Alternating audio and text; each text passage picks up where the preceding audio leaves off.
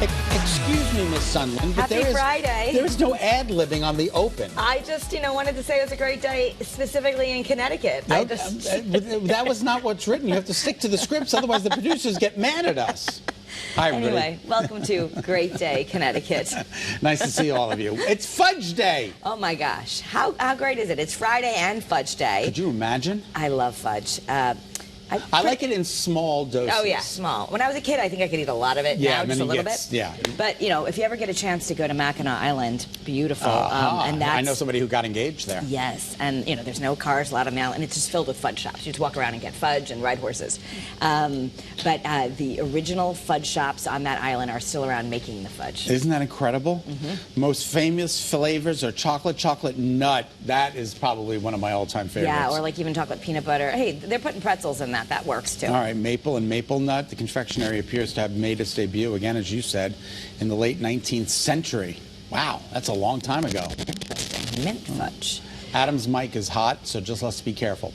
All right, who doesn't love sea turtles? Today marks the annual celebration of these shelled explorers of the ocean. Yeah. It's World Sea Turtle Day. There are actually 7 species. And they're really living dinosaurs, they say. Isn't this incredible, Kara? Dr. Stagg, who comes on Kara's Cares once in a while, she just posted that in West Hartford that she rescued a turtle right from her road. So I guess we have them, we have them crawling around here. All right. But again, they go back 100 million years. Isn't that pretty incredible? They're like little dinosaurs that still live with us. Look at this one. Incredible. And they say most are endangered. They say try to help them out by not throwing plastic into the oceans. Yeah, no straws. No straws, no plastic, turtles, and stay away where regulations prohibit people from turtle areas where they are nesting so that they can get off their babies without any harm. And I can't believe we made it to that story and you didn't tell your joke. Well, they go to shell stations to fill up. And when they're cold? They wear people neck sweaters. Yeah, okay. Thank you. Just making wow, sure. I'm glad you got them in there. Okay, I felt unsettled, but that wasn't coming. I was waiting. Okay. And when Beyonce, we talked about Taylor Swift helping our economy. Well, when Beyonce performs, apparently the beehive swarms. And they actually say that because she was doing her Renaissance concerts in Sweden last month, their inflation numbers didn't come down like they had predicted. I find this because of the surge in hotel and restaurant spending. That's really incredible. Yeah. We talked about Taylor Swift yesterday and the power of Taylor. Yeah. We're also talking about the power of Beyonce. Yeah.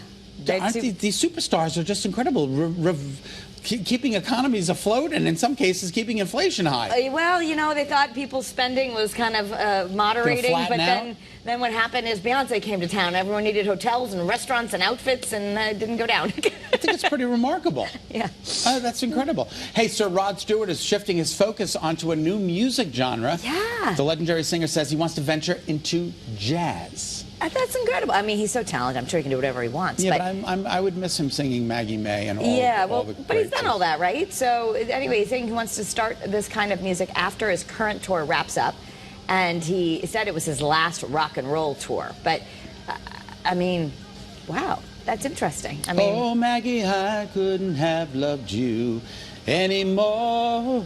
Don't you think that kind of soulful, raspy voice, it works for jazz too, right? Well, I don't think there's a lot of singing in jazz. Is there a lot of singing in jazz? Jazz can sing, right? Jazz, a little singing in jazz? Jazz singers, yeah. All right, well, let's hear him. Let's hear him. Okay. All right, singer-songwriter Gloria Stefan. I was just talking about Gloria Stefan yesterday in the Miami Sound Machine. Yeah. She made history this week as the first Latina to be inducted into the Songwriters Hall of Fame. Yeah. Songwriters Hall of Fame. That's pretty impressive. Yeah.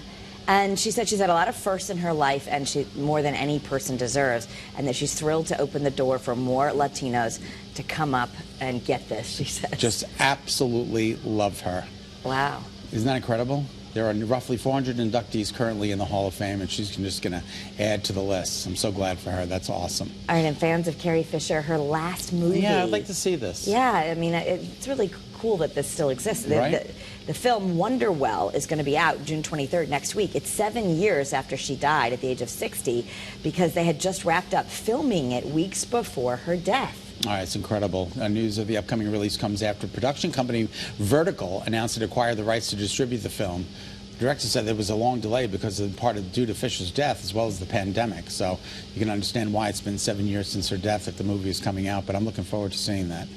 All right, have you ever wanted to visit the iconic coffee shop from Friends? You're soon going to have the chance, but Central Perk actually is not going to be in New York City where they all Where's it going to be? In Boston. You're kidding. They're opening in Boston.